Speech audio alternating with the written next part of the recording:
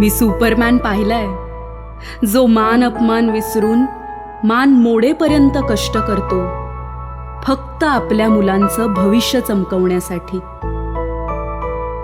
मी Superman पाहिलाय, जो ह्या स्वप्नांच्या नगरीत आपल्या माणसांपासून हजारो मैल दूर कुठल्या तरी कोपऱ्यात तग धरून राहतो, आपल्या मुलांना नवीन ओळख देण्यासाठी. मी सुपरमॅन पाहिलाय, जो स्वतःच्या फाटक्या खिशाला ठिगळं लावून आपलं वय विसरून न थकता न हरता संसाराचा गाडा अविरत ओढत राहतो. मी सुपरमॅन पाहिलाय, जो रोज भरडला जातो परिस्थितीच्या जात्यात, पण तरीही त्याच ऊर्जेने उभा असतो, कुठलीही तक्रार न करता.